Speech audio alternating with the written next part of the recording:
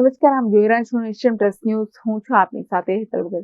મનરેગા યોજનાના નામમાંથી ગાંધીજીનું નામ દૂર કરવાના વિરોધમાં છોટાઉદેપુર જિલ્લા કોંગ્રેસ સમિતિ દ્વારા ગાંધીજીની પ્રતિમા પાસે વિરોધ કરવામાં આવ્યો છે. કેન્દ્રમાં રહેલી ભાજપ સરકાર દ્વારા તાજેતરમાં જ મનરેગા નામ બદલી વીબીજી રામજી કરવાની દરખાસ્ત મૂકવામાં આવી છે, જેનો કોંગ્રેસ દ્વારા દેશભરમાં સખત વિરોધ કરવામાં આવી રહ્યો છે.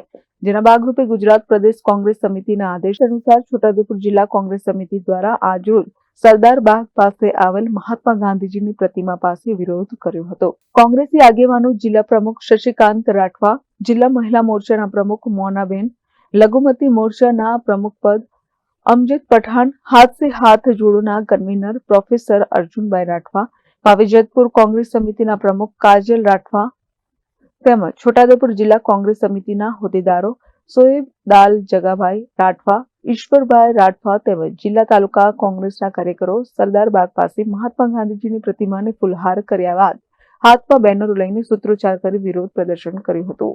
આજ રોજ એઆઈસીસી દિલ્હી અને પીસીસી અમદાવાદના નિર્દેશ અનુસાર જેમ આપ સૌ જાણો છો એમ ભારત સરકારમાં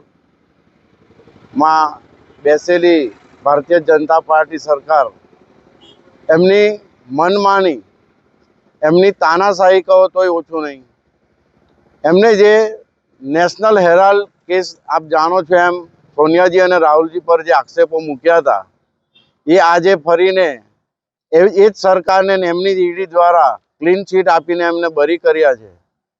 તો અમારું કહેવું છે સરકારને અને આ તાનાશાહી સરકારના અધિકારીઓને અને એમની ઈડી હોય કે અન્ય એજન્સીઓને કે તમે જ એક તરફ આક્ષેપો મૂકો છો અને બીજી તરફ એમને બરી કરો છો, તો આ કયા રીતની રાજનીતિ રમો છો?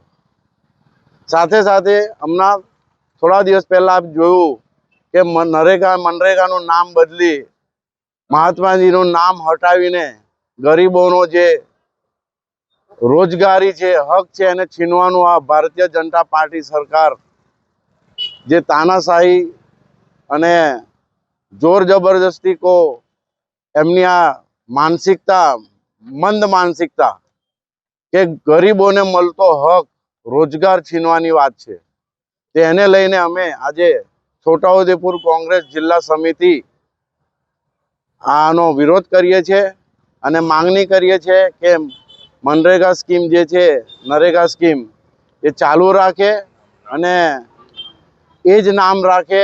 નામ બદલવાથી કંઈ કામ બદલાવાનું નથી. ગરીબોનો જે હક ને અધિકારની વાત છે નરેગા, તો એ ચાલુ રાખે અને ગરીબોને ન્યાય મળે. Rehan Patel, Nation Plus News, Chhota Udepur.